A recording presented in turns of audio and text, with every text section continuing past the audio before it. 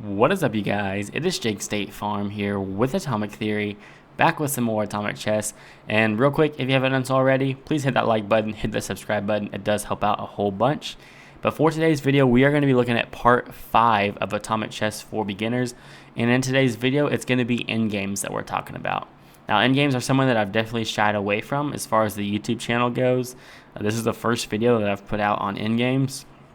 And I think overall, this should be hopefully useful for me as well, because endgames tend to be the weakest part of my game, especially against players that are rated close to me. They're often able to scam me in the late middle game to endgame. So hopefully this will be a helpful series, not only for y'all, but also for me. But also I think it's important to understand these endgame principles, especially because Atomic is played, the slowest time control is often 3+2. So oftentimes if you get to the end game, you won't have much time on your clock anyway. So it's really important that you understand the basic end game principles, given that you won't have a whole lot of time to actually think about the position if you should get there. I also think there's a lot of other useful things to learn from basic end games. For instance, the fact that in certain end games, bishops and knights are pretty much worth no more than a pawn. And we'll see that in one of these end games here, but depending on the end game, bishops and knights can essentially be worth 1 point in the end game. And so I think it's just important to understand as you're in the middle game, trying to figure out if you do have a material advantage or a material disadvantage, how should you play it? How should you try to transpose into the end game to either go for the win or try to hold a draw if you're behind? Real quick before I get started, I also want to link, I'll be linking T-Pow's Endgame Studies, or his YouTube channel that's got a bunch of Endgame Studies. I'll be linking that in the description. I think one of the other reasons I've been hesitant to make Endgame videos on YouTube is just because there's so many resources out there. You've got T-Pow studies, you've got a bunch of studies on Lee Chess as well, so we'll see how this goes. The main reason I'm making this is just because I know there's a lot of new viewers for my channel that maybe weren't familiar with T-Pow or some other in-game studies. So I'm basically making this video for you guys. And if you like it, I guess I'll probably do more in-games in the future. But all right, without further ado, let's just go ahead and get into it. So we're going to be looking at 3 basic Atomic Chess principles, in-game principles today. And then we'll finish off with 2 positions and kind of go over what the idea should be in those 2 positions. But okay, this is kind of step 1, the most basic atomic endgames that you'll see. So this is a very classic king pawn versus king, where these kings are pretty close together. This position would be a little bit different if the kings were here and here. Now that I'm thinking about it, probably should have added that in, but maybe that'll make it into part 2. But okay, so in this position, it's white to move. Obviously, you can't advance your pawn right now because the black king is in front. So like in standard chess, you would say, okay, I want to guard this pawn. But this being atomic, obviously black can't take this pawn anyway because his king would explode. So okay, let's say you go backwards here. And now as black, you may be tempted to make a move like king e7, just stay in front of the pawn. But after e6, it's your move again. And maybe you get clever, you say, oh, I'll triangulate here. I'll go king f8, and after you push, I can go king e8, and haha, now I'm in front of the pawn, and you can advance it. But once again, white could just make a waiting move here.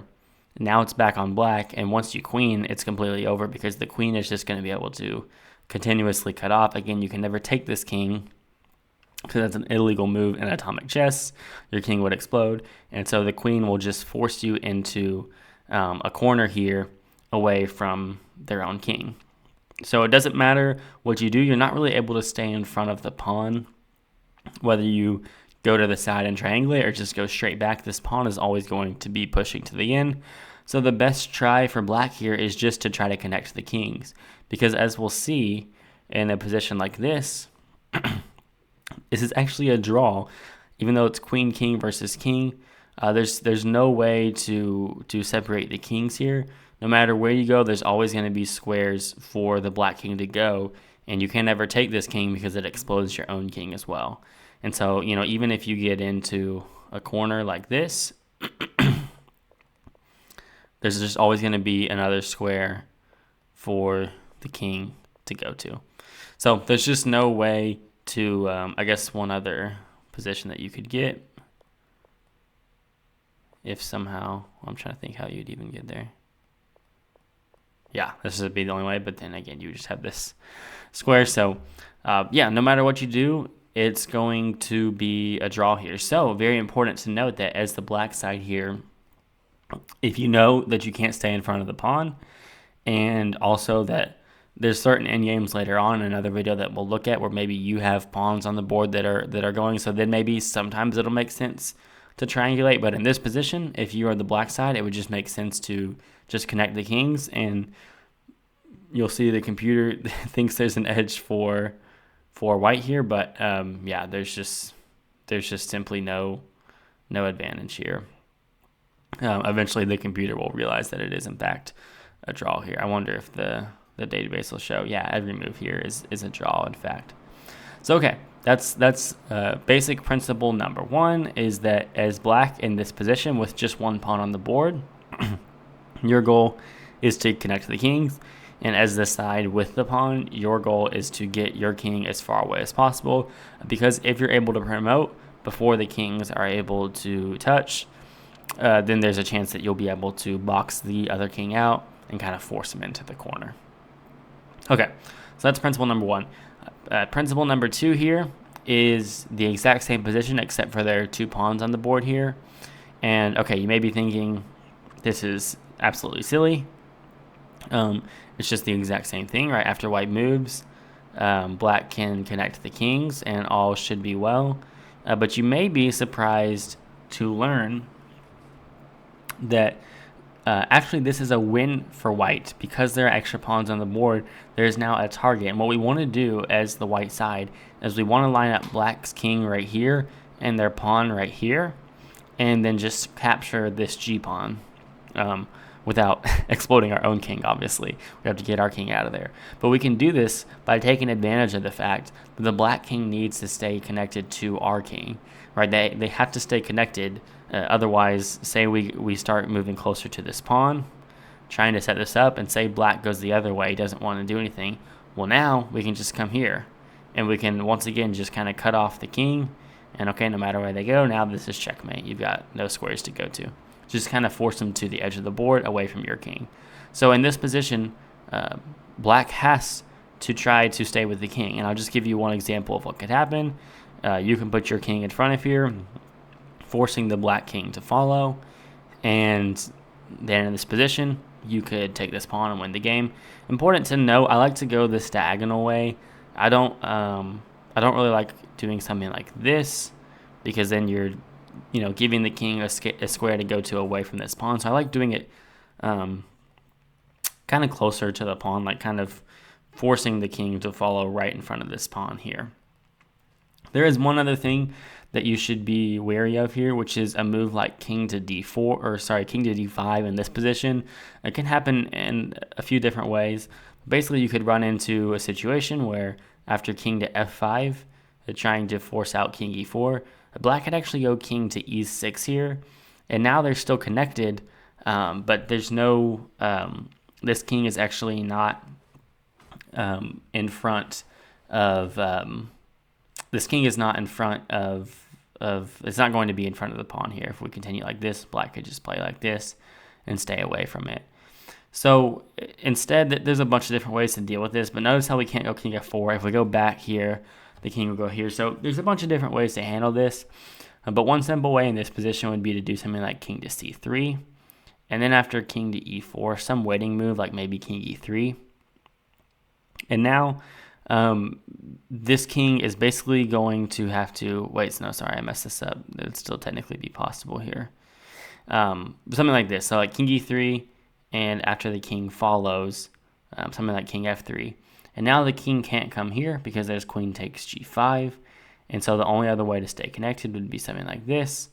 And now, since the king isn't on this square, it's just got to lag behind here. And then you'll eventually still be able to get the win. The way I do it is pretty much just kind of by dancing around here.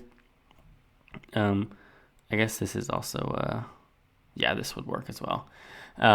Sometimes the king will also try to jump in front like this, like kind of block you from going, but now it's already set up. Notice how this position is already set up, so you could just do this. This requires some sort of practice and some sort of just dancing around, but in general, I always put my queen here. You could also put it 2 squares away. Some people do that instead.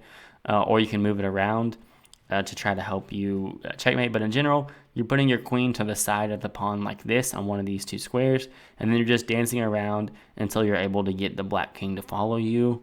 And you'll force the black king to basically step in front of this pawn and explode their king that way. So, okay, that's principle number 2. Now, principle number 3, as we see, I've now taken away this pawn, and what you may be thinking is that white's actually in a little bit of trouble here, because in this position, once the kings are connected, as we've learned before, now there's no pawn to explode this black king on. So now if we go here and we try to do this, well, we're not achieving anything, because this black king still has to stay connected to this king, yes, but we can't take our own pawn. This isn't any capture atomic. We cannot take our own pieces. So unfortunately, there is no pawn to explode the black king on. However, in this position, anytime that you're up 2 pawns in the endgame, with no other pieces on the board, or even if there were, extra pawns on the board over here, if you're up 2 pawns, you can get an automatic win, but you have to use a completely different method here. So this is the 2 queens versus a king. 1 queen versus a king with nothing else on the board is a draw, but 2 queens, you have to set up your queens like this in any corner. It doesn't matter which one you choose, and then you just simply march your king towards the corner. And once you're there, you put your king in the corner. The only move that black can make is to go to g7. And okay, now in this position, we cannot checkmate the king immediately. I mean, right now, black is basically, what black is in zigzag if it's black's move, right? Black wants to just stay here forever, but we can take advantage of the fact that if it is black's move here, black does have one legal move of king to f6. And then we could block with queen g7, and now the kings are no longer connected to each other. Well, right now, we can't move our king, which means we have to move one of our queens. So say we go queen g6.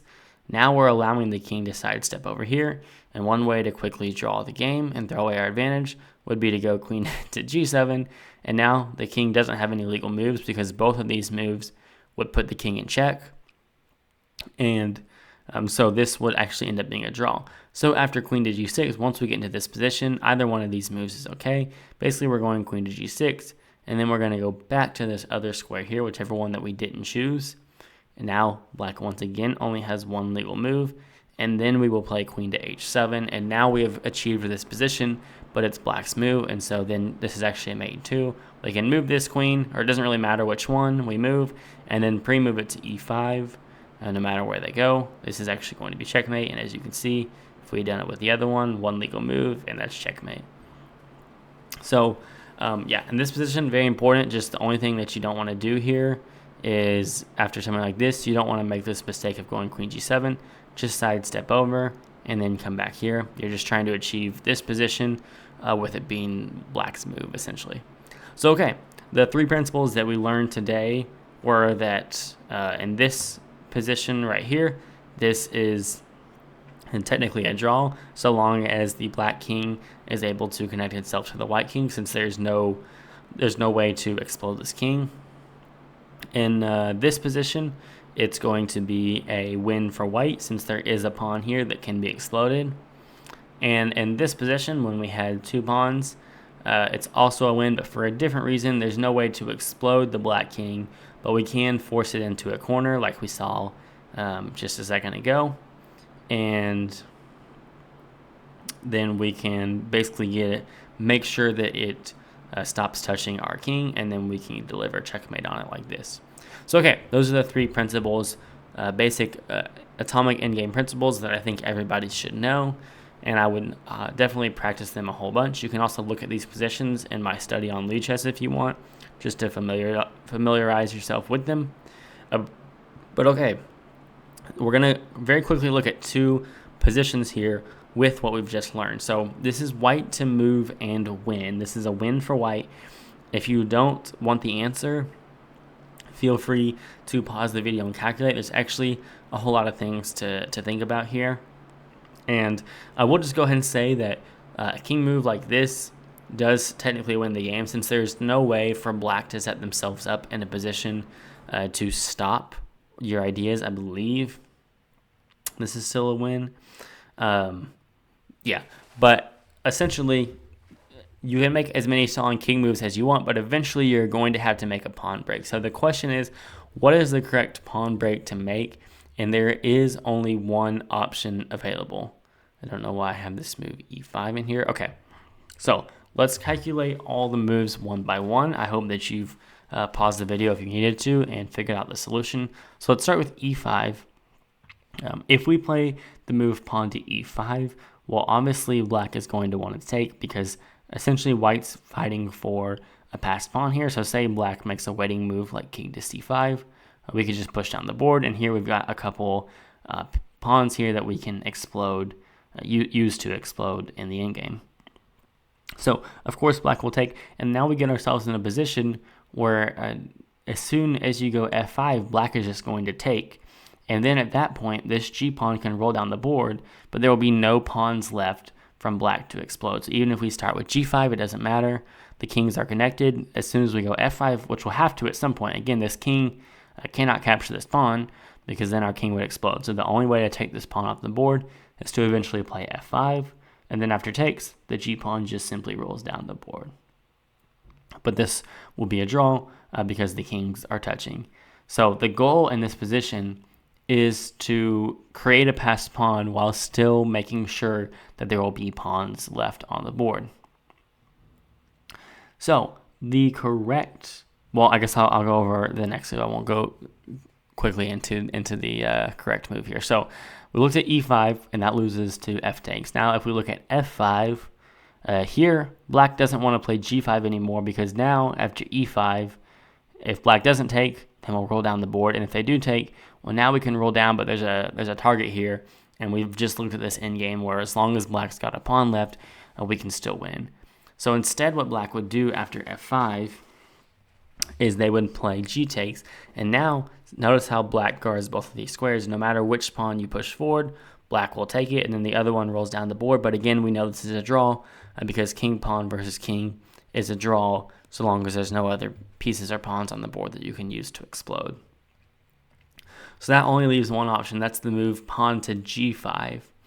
And this move works because black basically has three options in this position. The first option is to take this pawn, after which I think white actually needs to be, okay, I guess e5 technically works.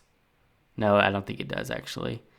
Basically, you'll end up getting into a position, I actually made this a little bit harder than I meant to, but you'll need to block this pawn with your king and then roll these pawns down the board. And this is a win for white. The king is eventually going to be able to get in the corner, but through some complicated things, there's a way for white to win this. Basically, you could put a queen on f3, kind of pinning this, and then move your king away. So I won't go too into depth into why this is a win, but essentially that is still that's still a win for white. You just have to be pretty accurate, because again, after takes, you don't ever want to trade this pawn off because then it would result in a draw after this e pawn is pushed down the board. So you basically have to retreat with your king, get behind this pawn, and then promote both of your pawns and win that endgame. The second option that black has is to push this pawn, but then we know this is a win because you're just creating a passer here. And lastly, black could do nothing. And once again, one way to mess this up would then be to take, because then after g5, we can't allow this trade here, so we have to push. But now our king is actually not going to be fast enough to getting back. So in this particular position, it would kind of depend on the exact position, but if black did nothing here, we definitely don't want to push e5, then they'll just take. We don't want to take here. Then there's g5. There probably is some f5 ideas, but the simplest way would just be to go ahead and get the king into position. And then when you're ready, then you can take. And then after g5 could be met with f5. And once again, you'll get two passed pawns, and you'll be able to win that endgame. But pretty much in these types of endgames, the thing to remember is that you just don't want to allow black, or the player with less pawns here, to be able to trade off both of them. So g5 pretty much says, okay, you can push, and then I'll come here, or if you trade off this way, now I can drop my king back, and if you ever try to push, I can just push f5, keeping more pawns on the board. It's generally always a good thing if you're up in material to try to keep more pawns on the board, whereas f5 and e5 just allow simple captures for black, where they're still going to be able to get their second pawn off of the board and be able to hold for the draw. So that's a little bit more complicated than I wanted it to be for this first video, but I hope you understand kind of the principle here is that since we know that this position is a draw, the goal in this position is to make sure that doesn't happen. The goal in this position is to make sure that at least either two of our pawns advance or one of our pawns advances, but there's still pawns left on the board for us to explode. Okay, and then lastly, we're going to look at this position, the exact same thing, except for now we have a knight on the board. And here, it's a whole lot simpler. Like I said at the beginning of the video, knights and bishops at times are essentially worth 1 point. They're essentially just worth what a pawn is worth. But in this position, you don't have to be accurate at all. I mean, you don't want to push. Like one way to potentially draw this would be f5. Because after it takes, our opponent could play f5 themselves and trade off this pawn. So essentially in this position, it just makes sense to try not to trade off these pawns and instead just trade off this knight for one of these two pawns. So one way to do that is to go here. Again, if white goes here, you would just take. And now after here and takes, we know this is a win because we can promote both of these pawns and set up just like we did in this one where our two queens get in the corner like this and we put the opponent in zigzwang. So that's one way to do it there. But say they're smart and they don't go for g5. Even if f5 in this position, we actually have a nice quote-unquote fork of knight d6, and after they move, we could take this pawn, and again, we'll just have multiple pawns on the board, just not giving black any chances.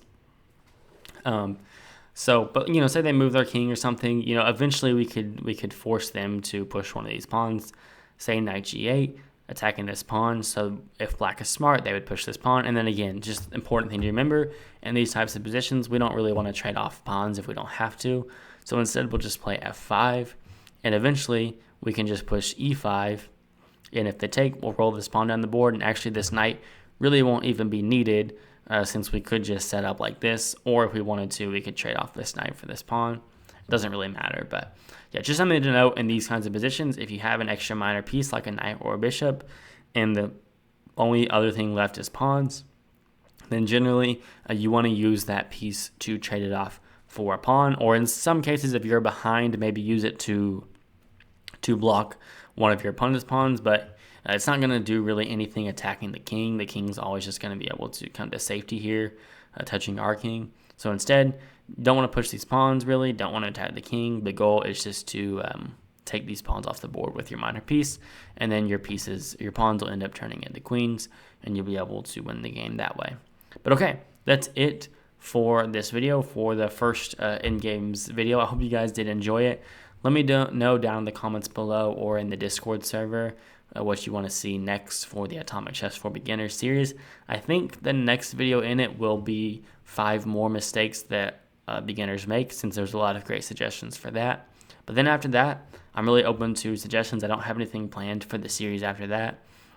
And I'm really enjoying this. I hope you guys are too, as there have been a lot of new people that have shown interest in the channel and shown interest in Atomic Chess. I'm really trying to serve you guys well by making these videos for you, and I do hope that they're helpful, and I would love any feedback on what has or hasn't been helpful in this series so I can improve it in the future. But with that being said, this is going to be the end of the video. I appreciate you guys watching. I appreciate all the support on the videos, and I will see you all in the next one. Peace out.